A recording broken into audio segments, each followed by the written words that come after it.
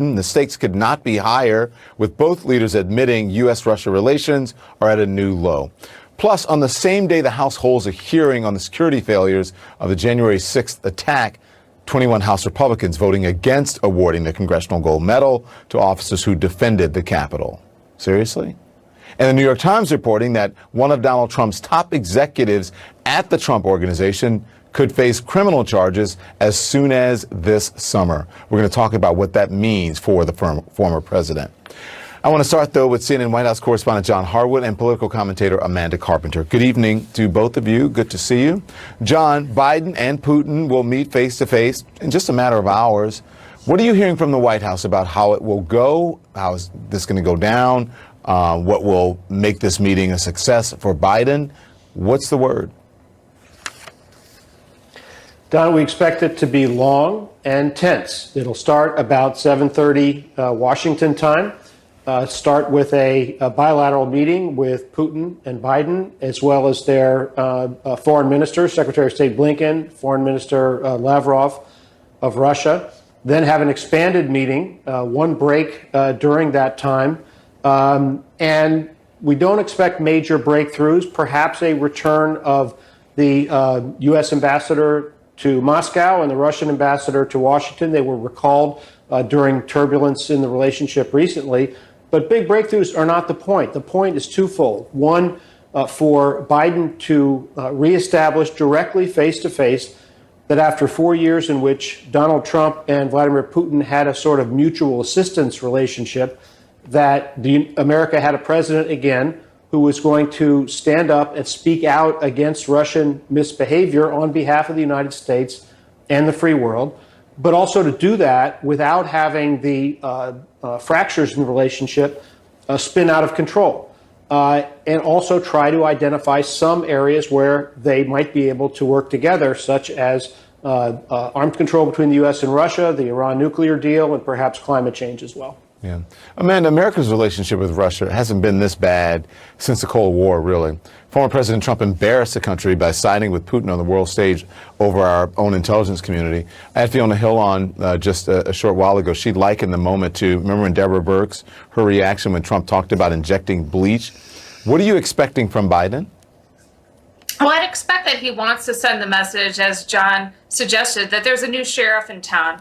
But I've just got to say, I am not excited about the prospect of another American president giving Putin such a prestigious, sit-down, high-profile, global media opportunity. Of course, I do think Biden will be well prepared to go into these meetings, but Putin is going to spin this to his advantage. And given Putin's hostile posture towards the United States, not only when it comes to election interference, but when it comes to the ransomware hacks and other propaganda efforts that are ongoing, it's just, I think it's hard to see how we are going to get an immediate win out of this meeting. Maybe there's more long-term goals at play, of course, when it comes to nuclear arms in Ukraine. But frankly, I'm a little nervous and hesitant to see what's going to happen here. Yeah. And listen, I've got to get your take, though, on the 21 House Republicans who voted against legislation awarding the Congressional Gold Medal to officers who defended the Capitol on January 6th. How do you explain this? I mean, these officers risk their lives protecting these lawmakers. By the way, the folks who, can we put their pictures back up as Amanda answers this? I mean, these are the folks who voted against that. So what do you think, Amanda? Well, on the bright side, it was only 21 lawmakers out of 406. But, I was trying to understand. I was going through a lot of their statements ahead of coming on the show tonight, and they're grasping at ways to justify this. People like Marjorie Taylor Greene say she disagreed with the word insurrection that was used.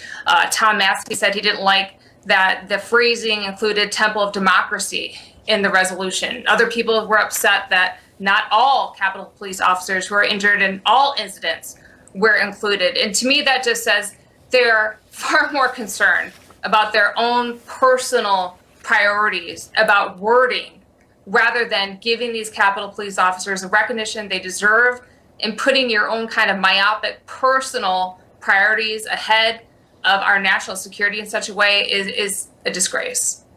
Yeah. What do you think, John? I mean, she mentioned Marjorie Taylor Greene. She's voted against this as well. She mentioned her, so she doesn't, like the temple of our American democracy, and they don't like the word insurrection. I mean, look, kooky people say kooky things. Marjorie Taylor Greene and some of those people who voted against that resolution were, in fact, in sympathy with the insurrection. You could hear that from Paul Gosar in his questioning of Chris Wray today, as you discussed in the last hour. That's a part of the sad fact about where we are in a certain segment of the Republican Party today. And, Marjorie Taylor Greene makes a new spectacle almost every day. We can't be surprised about it anymore, and there are going to be more of them to come. But I think the next relevant development on this front is when they make a second pass, as Nancy Pelosi, the Speaker, said today she wanted the Senate to do, at seeing if they can get 60 votes for a nonpartisan outside commission to investigate what happened on January 6th. I presume she's doing that in the belief that there is some shot that will happen. Joe Manchin has indicated that, and we'll have to see whether there are 60 people, including enough Republicans with the guts to stand up to what happened on that day, despite the wrath of a segment of their party and the former President Donald Trump. Last thing you said, most important. Thank you both. I appreciate it. So today, the House holding a hearing with FBI Director Christopher Wray and key military leaders to examine security failures leading up to the January 6th Capitol attack. My next guest questioned those officials. Congressman Raja Krishnamurti joins me now. Thank you, sir. Congressman, it's good to see you. So, hey, same here. There were some big developments at the hearing today, including that your committee obtained documents showing that social media company Parler sent the FBI evidence of planned violence in Washington on January 6th, and that Parler referred this content to the FBI for investigation over 50 times.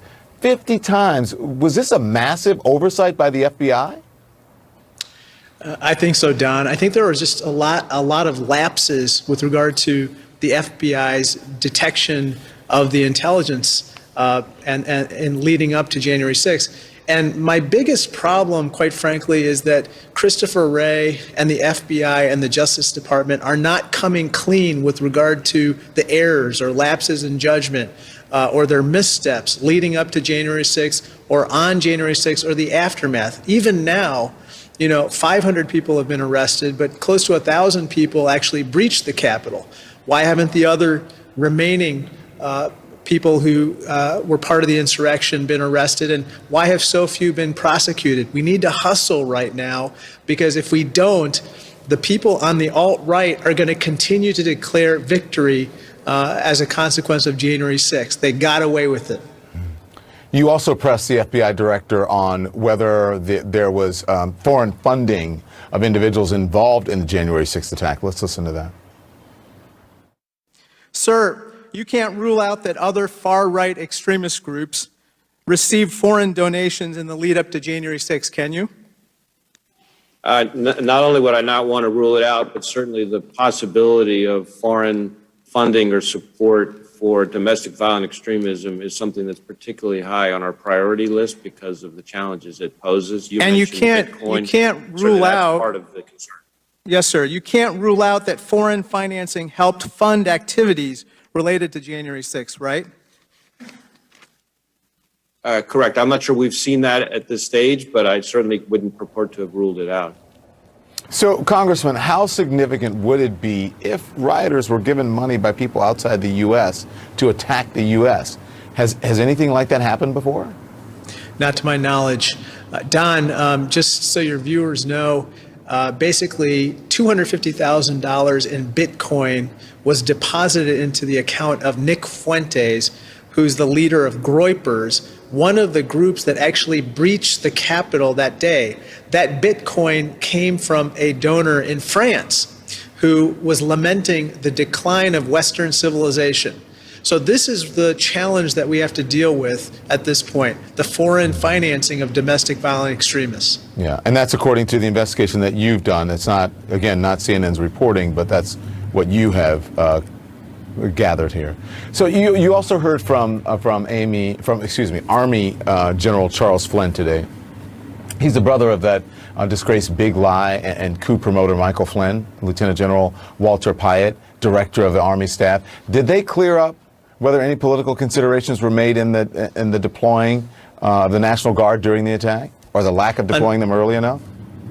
Unfortunately, no. They just weren't able to shed any light on this issue or explain why there was such a delay between the time that urgent requests were made for assistance and when the assistance actually arrived. And again, that is a big unanswered question, and that's why we need that bipartisan commission that you talked about in the earlier segment to get to the truth of why there was such a delay and how to prevent that from happening again. So tonight, the House overwhelmingly passed legislation to award congressional gold medals to police officers who defended the Capitol on January 6th. I was just talking to Amanda about this. 21 of your GOP colleagues in the House voted against it. What did you think of that, Congressman? I think it was appalling. It was disgraceful. I think that these folks, unfortunately, are exemplified by Paul Gosar, who during the oversight hearing basically said that the Capitol police officer who was trying to defend the House chambers from the rioters who was breaching executed one of the attackers on the House chambers. And basically what he's implying is that person who was attacking the House chambers was somehow in the right. And that is just a crazy perspective. And I, for one, am not going to hop on this first bus to crazy town that Paul Gosar and others are taking. We're not going to go along for that ride. Yeah. Thank you, Congressman. I appreciate your time. Thank you so much. I want to get now to this New York Times reporting that Alan Weisselberg, the longtime chief financial officer of the Trump Organization, could face charges and could face them as soon as this summer. CNN's senior legal analyst Ellie Honig joins me now. Ellie, thank you for helping us through with this story. So listen, good evening to you. If Weisselberg may face charges this summer, what does that tell you about where this investigation into Trump and the Trump Organization is right now? Yeah, Don, this investigation is about to hit a key turning point because the single biggest variable that I believe will determine whether Donald Trump gets indicted is whether Alan Weisselberg flips. Now, he's only going to flip if he gets charged. So pretty soon, I believe, according to this new reporting, by the end of the summer, we will find out whether Manhattan prosecutors will bring a criminal charge against Alan Weisselberg. If they do, then he's going to have a really difficult decision to make here, which is, does he stay loyal to the Trump org, who he's been working for over 40 years, or does he try to protect himself and his own family by cooperating, trying to reduce his own sentencing exposure? What do we know, if anything, about the potential charges? Yeah, so it looks like prosecutors are trying to build a tax case against Alan Weisselberg. The basic theory is that a portion of Alan Weisselberg's income over the years was actually paid not in a paycheck, the way that most people get their salary, but some of it was paid by the Trump org directly paying for tuition for his family members, directly paying rent payments, car payments. And the theory is the reason they did that, and Weisselberg would have to be in on this in order for it to be a criminal charge, was to avoid taxation on that part of his income. If they can prove that, they will have a tax charge against Weisselberg. Yeah. The report says that for now, Mr. Weisselberg appears to have rebuffed Mr. Vance's office and continues to work at the Trump Organization. Do you think that he'll remain loyal to Trump? Yeah, things change, Don, when you find yourself on the other end of an indictment. I've seen plenty of cases that I worked where somebody swore, I'm not cooperating, I'm not interested. And then when you show up with an indictment, it says United States v. so-and-so or New York State v. so-and-so. That can change minds pretty quickly. But Weisselberg has a little bit of a history here. He cooperated somewhat with the federal government back in the hush money payments case. The Southern District of New York, my old office, gave him an immunity deal, meaning we get your testimony and we won't charge you. He agreed to that. Now, it's not clear he came totally clean because the SDNY didn't end up charging anybody other than Michael Cohen based on this investigation. So I guess the way to summarize it is he sort of cooperated with the feds. And so whether that's a positive or negative indicator as to whether he'll cooperate with state authorities, I guess, remains to be seen. That's what I was going to ask you. You think he's looking at Michael Cohen saying, ooh, there's a lesson there?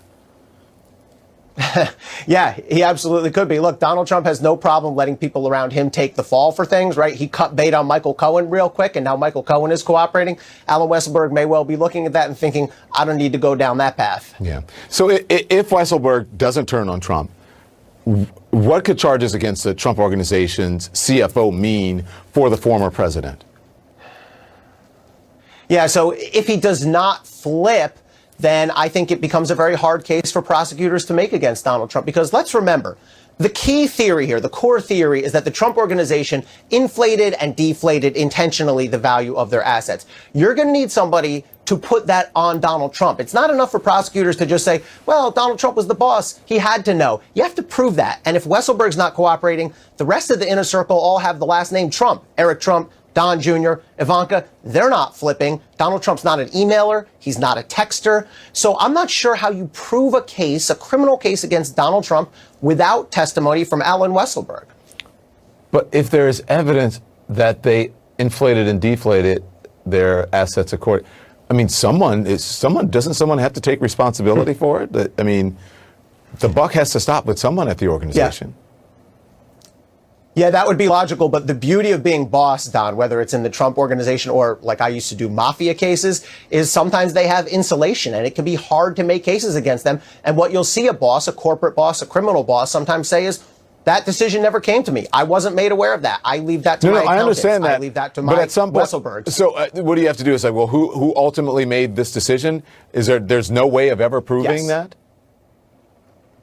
Well, you can, but the most common way to prove that is to flip somebody on the inside, right? You can't just stand up in front of a jury and say, he must have known. The best ways to prove it are to flip an insider. And if you want to penetrate as a prosecutor, a secretive, insular organization like this, really the best way to do it is by flipping somebody. Like I said, Don, being boss has its benefits, and that's why it's hard to prosecute bosses. That's why we used to take a lot of pride when we were able to get to a political boss, a corporate boss, a mob boss, what have you. It's not easy, but you can get there if you flip the right people. Ellie, thank you so much. I appreciate it. The Senate unanimously passing a resolution today establishing June 19th as Juneteenth, National Independence Day, a U.S. holiday commemorating the end of slavery in the United States. The holiday honoring June 19, 1865, the day that a Union Army general rode into Galveston, Texas, and told slaves of their emancipation, 2 years after President Abraham Lincoln issued the Emancipation Proclamation. The bill was sponsored by Senators John Cornyn, a Republican, and Ed Markey, a Democrat. Senator Ron Johnson, you know him, had blocked the legislation in the past, but today said that he would no longer object to the vote on the bill. Senator John Cornyn tweeting, "Now more than ever, we need to learn from our history and continue to form a more perfect union." The measure now needs to pass the House, where it's sponsored by Congresswoman Sheila Jackson Lee, and be signed by President Joe Biden to become law. Okay, now, look at this email. Quote, "Pure insanity." It's a response from inside the DOJ to Trump aides pushing them to back Trump's false election claims. And there are more emails where that came from. Stay with us.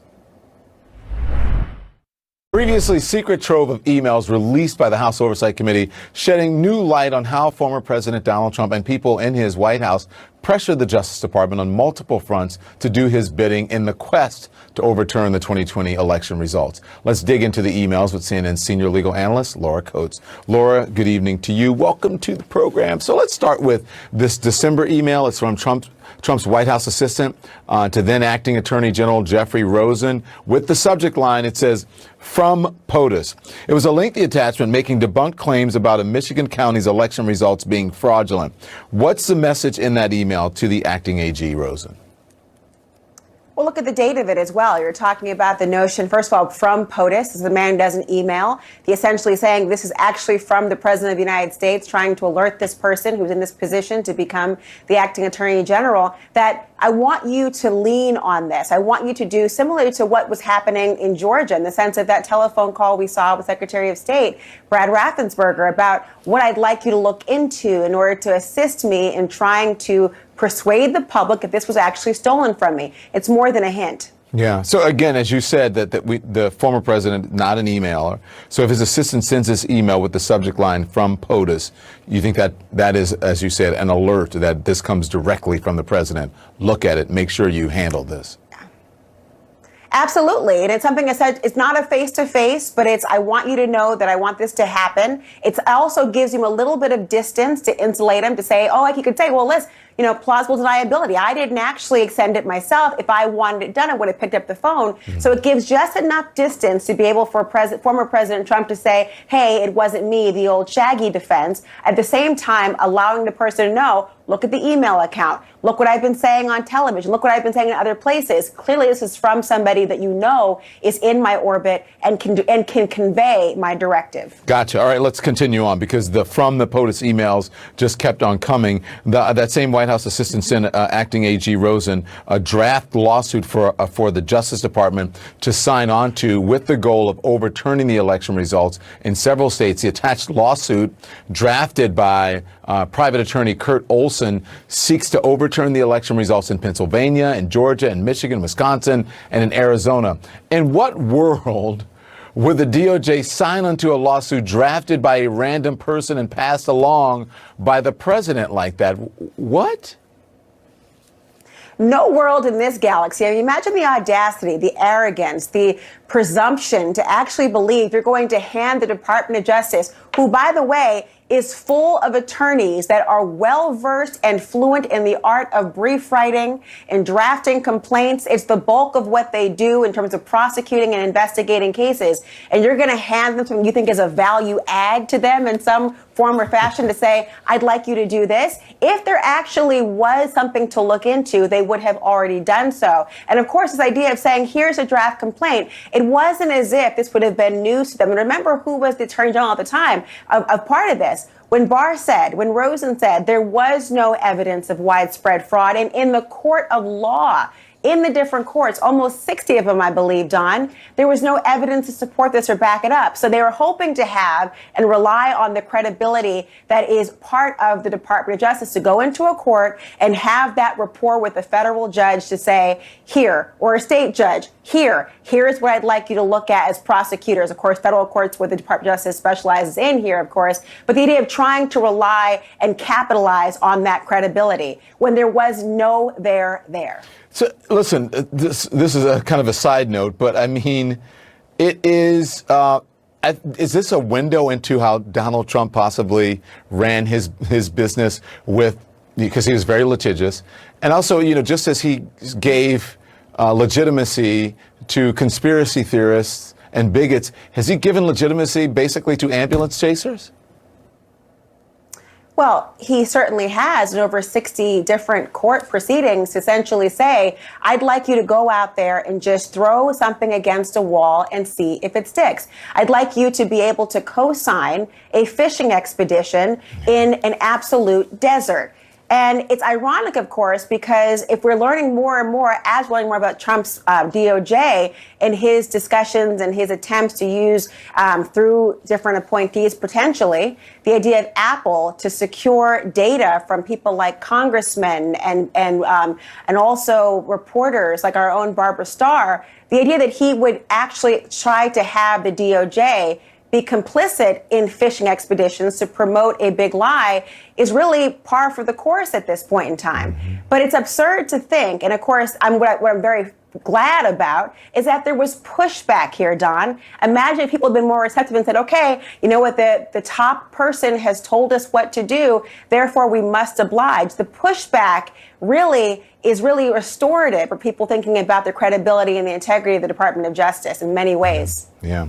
Listen, the pressure campaign went higher. I want to get back to the emails, okay? So it went higher than the Trump White House and White House assistant.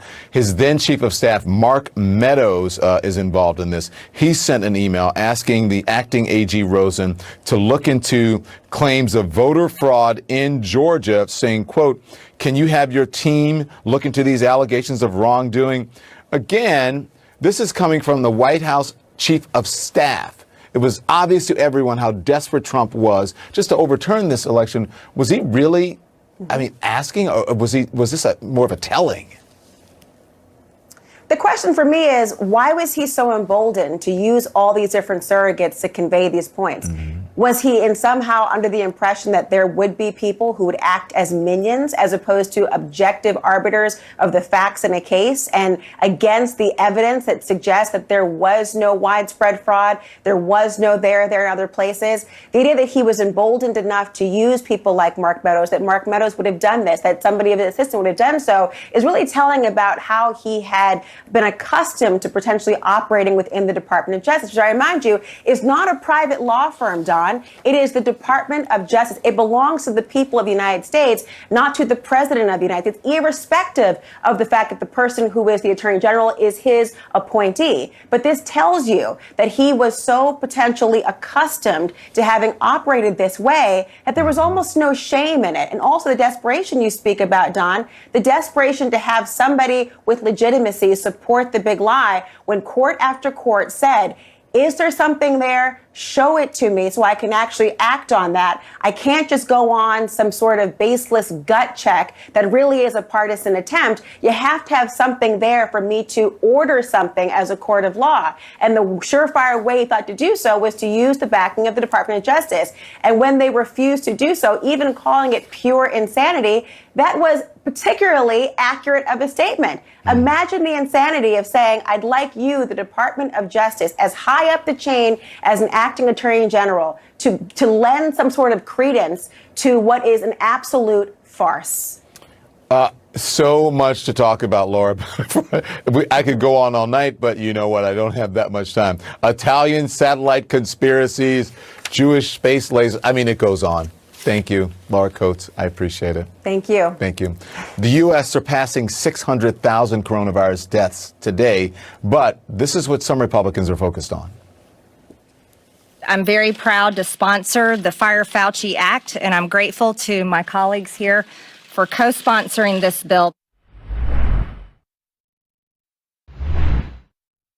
A tragic milestone in the coronavirus pandemic, the United States surpassing 600,000 deaths from COVID-19. This, as the CDC is calling the Delta variant, a variant of concern.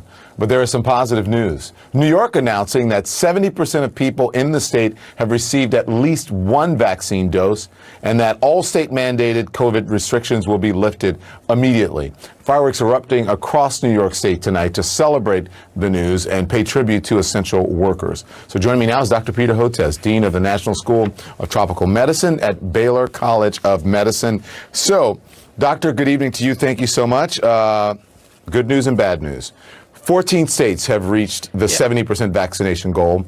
Overall, more than 174 million people, or 53% of the total U.S. population, has received at least one dose, and nearly 145 million people, or 44% of the U.S. population, is now fully vaccinated. That's impressive. But what we are seeing in some areas where lots of people are vaccinated and some where relatively few are vaccinated, it's a difference there. What does that mean for those areas? Yeah, well, first of all, Don, you're right. We're commemorating 600,000 American lives lost. And, you know, the two of us have been together through 100,000, 200,000 and so forth. And it's just such an extraordinary tragedy. There is light at the end of the tunnel now, especially in the Northeast, places like New York, as well as the New England states, where so many people are vaccinated now that I do have optimism we're going to vaccinate our way out of this epidemic. But, you know, tragically, we're now two COVID nations, because as good as we're looking in the Northeast and in California and a few other states in the South, things are looking very dire. We're only a small percentage of Americans are vaccinated in the South, especially among young people. Among adolescents, fewer than 10% of adolescents in states like Louisiana, Mississippi, Alabama, and I'm worried now with this Delta variant, which is affecting young people and adolescents in the UK. We have to believe that the same thing is going to happen now in the South over the summer. So exciting news about the Northeast, but I'm quite concerned about the South. You talked about that. There is a red state, blue state divide, yes? Yeah, no question. And you know, there's just no other way to phrase it or to put it. It's very much among partisan lines, and it's defiance. It's defiance of masks and social distancing last year, and now it's defiance of vaccines, and it's just so profoundly self-defeating. And And, right now the numbers are still low in the South. But remember, this time last year, the numbers were low as well. And then after the July 4th holiday, we saw this massive surge across the South. And I have to believe, given how low the vaccination coverage is, we could see something like this. Now, more older Americans in the South are vaccinated, so maybe not as many deaths. But with this Delta variant, which is much more aggressive, especially among young people, we're going to see a lot of young adults and adolescents get sick, go to the hospital, and develop long-haul debilitating symptoms. So it's heartbreaking at the same time. So let's talk about this Delta variant. If you are fully vaccinated, are you protected? Do you need a booster? What's the word, doctor? Yeah, it looks really good. If you've gotten 2 doses of the Pfizer, BioNTech, or Moderna vaccine, it's really high levels of protection, or at least 80% levels of protection, and maybe higher against severe illness. The problem is, if you've only gotten a single dose of vaccine, it's not very good against the Delta variant, not as good as against some of the other lineages like the B117 variant. So a single dose of vaccine is not going to cut it. And if you're unvaccinated, you're highly vulnerable. And Don, the problem is this. Let's say you say, okay, well, I'm going to finally get my adolescent child vaccinated, or I'm going to get vaccinated. It requires 2 doses for it to be really effective. So if you get the first dose now, a second dose 3 to 4 weeks from now, and then it takes another week or 2 to develop that high levels of virus neutralizing antibody, you're at least 5-6 weeks away. And that's why we need to get vaccinated now. You don't want to start considering getting vaccinated during that horrible surge if that occurs in July and August. So, doctor, you look at where we are with this virus, all the lives we've lost, and yet today, Congresswoman Marjorie Taylor Greene and a group of Republicans are putting forth the Fire Fauci Act, saying that Dr. Fauci controlled the lives of Americans for the past year, blaming him for the pandemic and claiming that COVID-19 is a bioweapon. I mean, where do you even start with that? Yeah, that's right. Where do you start with that? I mean, it's beyond disgusting. Here's the situation. First of all, this is not even about Tony, in my opinion, or about Dr. Fauci. This is about a rising crescendo of anti-science. First, it was defiance against masks and social distancing, then defiance against vaccines. And now you're seeing the next step in the evolution of this. They're targeting prominent scientists. They're targeting Tony. They're targeting me. They're targeting Peter Daszak and a number of other scientists. And there's an agenda here, and that is the conservative movement is increasingly adopting anti-science as a major platform, and its attempt to portray us as evildoers rather than the reason we got into science, which is to pursue humanitarian goals. And frankly, it's very frightening to see what's happening.